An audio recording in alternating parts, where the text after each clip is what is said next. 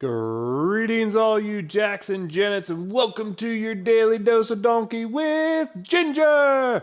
It's the post Super Bowl week. It's your boy, the Viking Donkey, here, bringing you another fun time in Steelers talk world, football talk going on. Not a whole lot of news. Let's start it off first. The Winter Olympics came to an end, I believe, today or yesterday.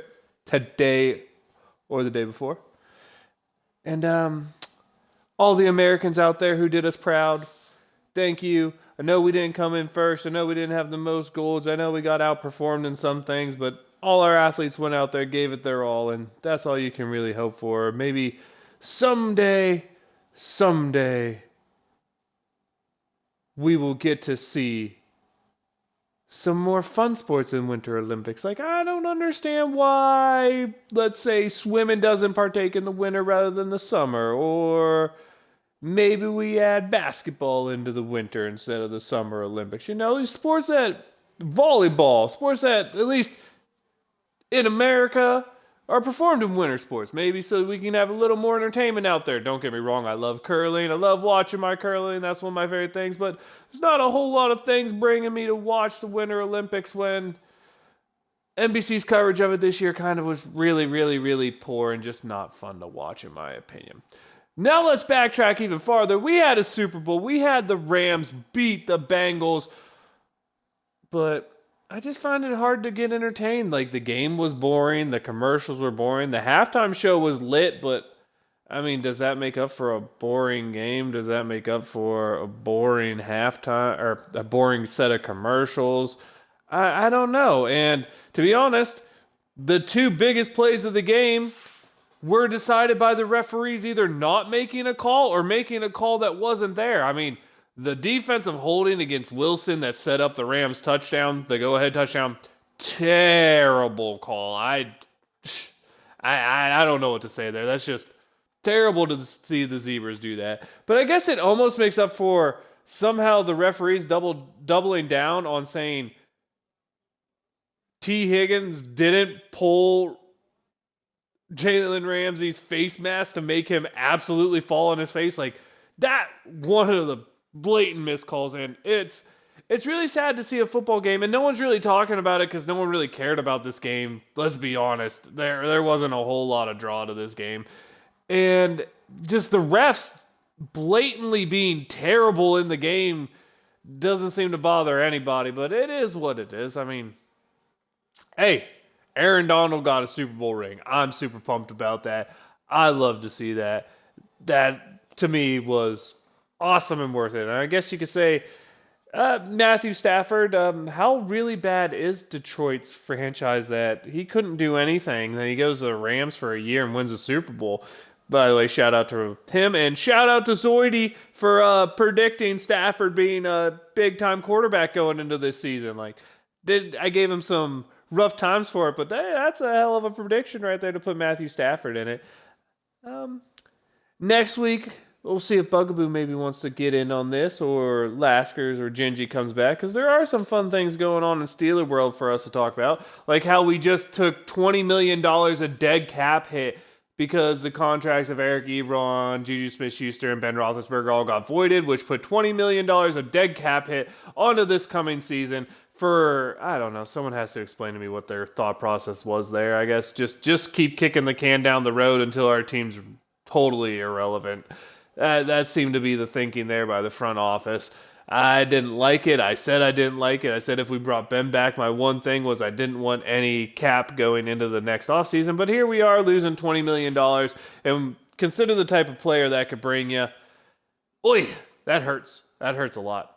Also, huge shout out to the Steelers for going out and getting Brian Flores to come to be a defensive assistant and linebackers coach.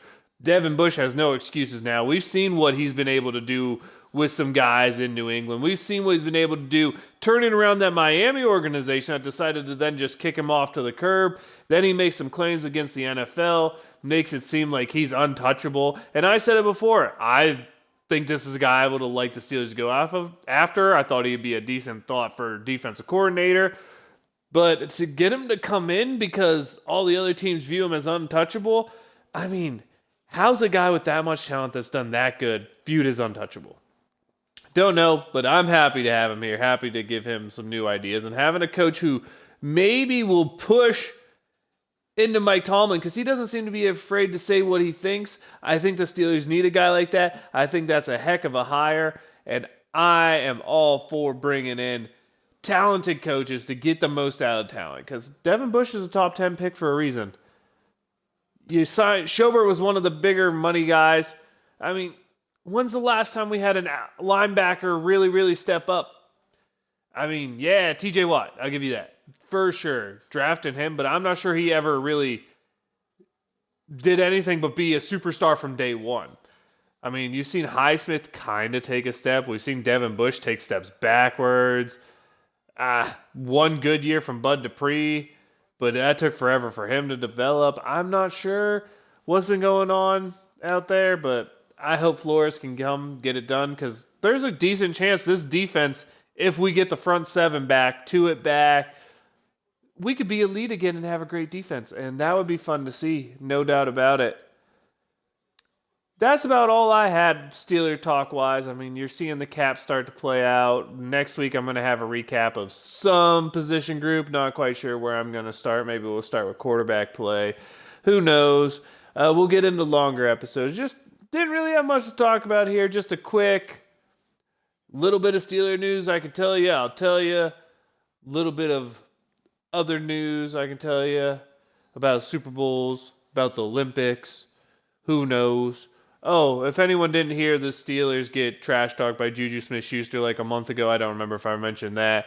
Because the Dallas Cowboys have such better locker rooms than the Steelers. Where? Go play for the Cowgirls, Juju, because I'm really just done with this whatever vibe you have going on. It's kind of soured me, man, and you haven't been good since Antonio Brown was here. That's all the Viking Donkeys got for you. So I guess I'll go to some shout-outs. Shout-out has to be to Aaron Donald, the Western PA kid, bringing a Super Bowl to the Rams with his dominant second-half performance because he is the best football player I think I've ever seen play defense. The dude is a monster. You double-team him, and he's still in the backfield every play. So, shout-out Aaron Donald. Shout-out to all the Olympic athletes competing for the U.S. of A. Great to see y'all out there killing it and doing your thing. I am the Viking Donkey. That's Viking_Donkey on Twitch and Twitter. Your Daily Dose of Donkey with Ginger is the YouTube channel. Hit me up, leave me a comment. Let me know what you'd like to see talked about in the offseason. If you'd like them to be short and sweet episodes, or maybe we add a little more length. Try to get some more guest speakers in here. Try to just make it all the entertainment you ever want to hear and see.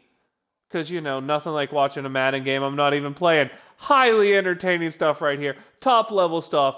Donk Nation, I love you. Steelers Nation, I love you. Wave them if you got them. It's the off season, boys. Time for a new year.